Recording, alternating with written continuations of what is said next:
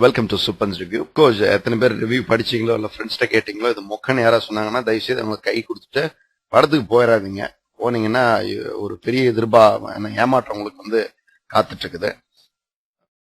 நான் வந்து actually review பண்ணணும்னே ஆசைப்படல. எதுக்கு என்ன டைம், ஏன்னா ஒரு ரெக்கார்டிங்க போட்டு அதை அப்லோட் பண்ணி எடிட் பண்ணி இதெல்லாம் ஓவர் டைம் ஆயிட்டு இந்த படத்துக்கு எதுக்கு போகணும், ஏற்கனவே எக்கச்சக்க டைம் வேஸ்ட் பண்ணிட்டேன்னு சொல்லிருந்தேன். மோஸ்ட்லி எல்லாருமே வந்து பாத்தீங்கன்னா ரிவ்யூ பண்ணுங்கன்னு சொல்லி கேக்குறீங்க. என்னதான் பண்றதுங்க ரிவ்யூ? அதான் நான் சொன்ன, ஒரு நல்ல படம்னா அதுக்கு வந்து அருமையா வர்ணனை கொடுக்குறாங்க. இது இப்படி இருந்துச்சு, அது அப்படி இருந்துச்சு, இது இப்படி இருந்துச்சுன்னு. நானும் திருப்பி திருப்பி முகப்படத்துக்கு என்னதாங்க வர்ணனை கொடுக்கறது? சரியான கடுப்பா இருக்குது ஆக்சுவலி. இந்த படத்துல வந்து ஃபியூ பேட் பாயிண்ட்ஸ் எல்லாம் சொல்லணும் அப்படின்னம்னா, ஃபர்ஸ்ட் ஆஃப் ஆல் விஜயோட ஆக்டிங் வந்து இந்த படத்துல சரியான மொக்க. அவரோட டைலாக் டெலிவரி இதெல்லாம் வந்து பார்த்தோம்னா இந்த போக்கிரி படத்துல இருந்து அந்த மாதிரி மிக்ஸ் பண்ணி ஒரு மாதிரி அசால்ட்டா டைலாக் அடிக்கிற மாதிரி கொஞ்சம் கூட சூட்டே ஆகல. ஒரு சீரியஸான கேரக்டர் மாதிரியே படத்துல வந்து வரல. காமெடியும் வரவே இல்லை. இந்த கேமரா ஆங்கிள் செட் பண்ணி வச்சு நடிக்க சொன்னதெல்லாம் அது மாதிரி இந்த ஸ்டேஜ் டிராமா போட்ட மாதிரி இருந்துச்சு. அது ஒரு பெரிய ஒரு ஃபிளா. அடுத்து வந்து பார்த்தோம்னா விஜயோட ஃபேஸே வந்து கம்ப்ளீட்டா வந்து சேஞ்ச் ஆயிடுச்சு.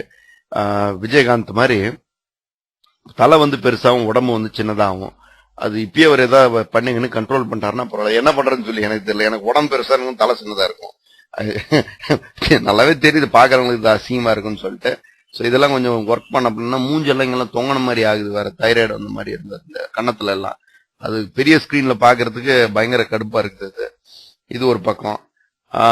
இது முடிச்சுட்டு ஆஸ் யூஷுவல் இந்த ஸ்டண்ட் வந்துட்டு சரி ஓகே, இந்த படத்துல ஸ்டண்ட்லாம் நல்லா பண்ண போலாம் அப்படின்னு சொல்லிட்டு இந்த ஐயன் படத்துலயும் எடுத்தாரு வச்சு ஆதவன் படத்துல வந்த மாதிரி சூர்யா பண்ண ஸ்டண்ட்டை வந்து அப்படியே காப்பி பண்ண ட்ரை பண்ணிருக்காங்க.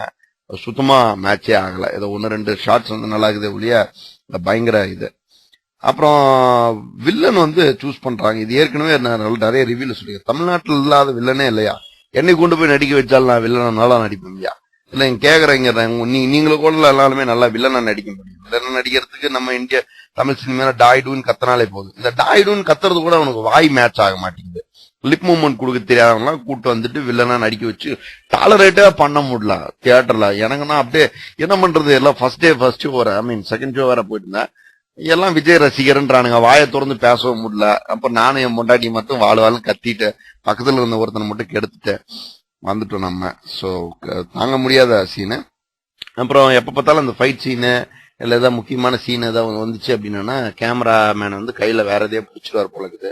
அந்த அளவுக்கு ஷேக் ஆகுது கேமரா. அது என்னைக்குதான் தமிழ் சினிமா திருந்துமான்னு தெரியல. இது நமக்கு மத்தவங்க இவங்களுக்கு எல்லாம் அட்வைஸ் பண்ணி நம்ம தான் உருப்படாம போறது.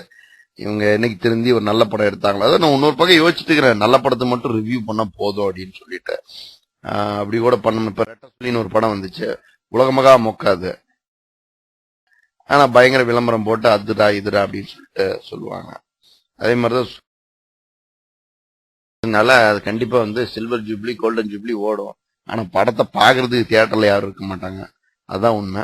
ஒரு காலையில ஒருத்தர் வந்துட்டு ஒரு லிங்க் போட்டு அனுப்பிச்சிருந்தாப்ல, இந்த ரிவ்யூ படிச்சு பாருங்க அப்படின்னு சொல்லிட்டு.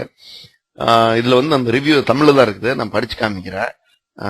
சரியா, அவர் வந்து என்ன போட்டிருக்காருன்னா, ஒரு டிக்கெட் 10 வெள்ளி. நான் என் ஃப்ரெண்ட்ஸ் 10 பேர் என் செலவுல என் இளைய தளபதியோட 50வது படம் குஷியில டிக்கெட் எடுத்து கூட்டிட்டு போனேன். மொத்தம் 100 வெள்ளி. ஊரு காசு கிட்டத்தட்ட 3500 ரூபாய். நான் கஷ்டப்பட்டு சம்பாரிச்ச காசு. ஊர்ல 2 குடும்பம் வயிறு நிறைய மாசம் ஃபுல்லா சாப்பிடலாம். அட நான் என் காசு கூட போனதை பெருசா நினைக்கல. ஆனா விஜய் மேல இவ்வளவு நம்பிக்கையும் எதிர்பார்ப்பும் வச்சு படத்துக்கு ஆர்வமா வந்த ஒரு நேர்மையான ரசிகன் விஜயுடன் இந்த படத்தோட டைரக்டர் கிட்டையும் சில கேள்விகள் கேட்கணும். விஜய் சார், இந்த படத்துக்கு கதை கேட்கும் போது மூளைய மண்டையில வச்சிருந்தீங்களா இல்ல சுருட்டி துள்ள வச்சிருந்தீங்களா?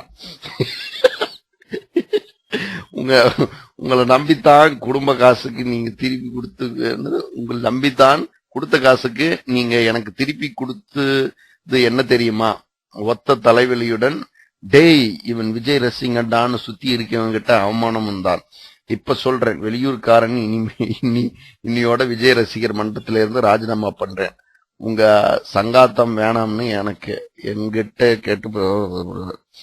டைரக்டர் திரு ராஜ்குமார் சார், நீங்க மனசனா சார், இளைய தளபதி என்னை மாதிரி விஜய் ரசிகரெல்லாம் இந்த படத்தை எவ்வளவு எதிர்பார்ப்பு வெயிட் பண்ணியிருப்பாங்க உங்களுக்கு தெரியுமா?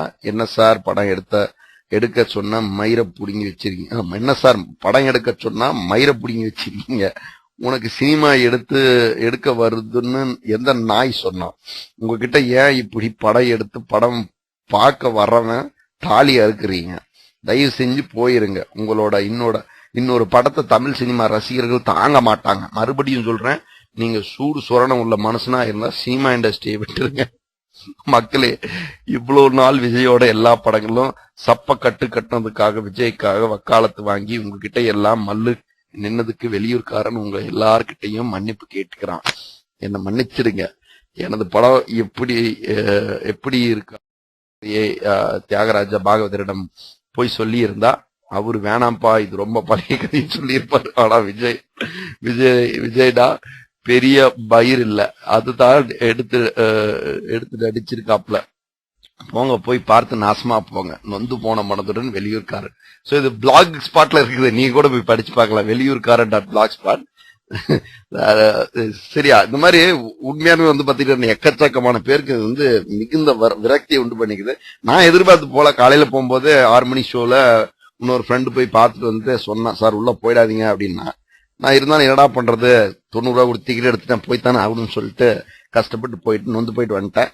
சோ இது நீங்க அஜித் ரசிகர்னா இருந்தாலும் சரி, விஜய் ரசிகர்னா இருந்தாலும் சரி, கோவப்பட வேண்டிய ஒண்ணும் இல்ல. நீங்க ஒண்ணு போட்டு நீ டாய் அம்மா டேஷ் தாய் டேஷ் இப்படிலாம் போட்டு நீ திட்ட வேண்டிய அவசியம் எல்லாம் கிடையாது. இதுதான் உண்மை. படம் மிக மொக்கையான படம் இது. சரியா? இது ரேட்டிங்கே நான் கொடுக்குற மாதிரி இல்ல. விஜய் படத்துக்கு இந்த மாதிரி படத்துல ரேட்டிங் கொடுத்தோம் அப்படின்னம்னா இன்னும் இது மாதிரி பல 100 படங்கள் வரும். ஸோ அதனால I really don't want to rate anything. படத்துலன்னு பார்க்கணும்னா சாங்ஸ் ஆர் கிரேட்.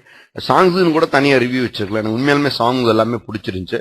சாங்ஸ் இதெல்லாம் சாங்ஸ்னா நான் சன் மியூசிக்லயும் மியூசிக் சேனல் தான் எக்கச்சக்கமா திறந்து விட்டுருக்காங்க. அதுல ஏதாவது பார்த்துட்டு போயிடலாம். தியேட்டர் போய் பார்க்கணுன்ற அவசியம் இல்லை. So that's all. Thanks lot for listening to சுப்பன்ஸ் ரிவ்யூ. Bye for now.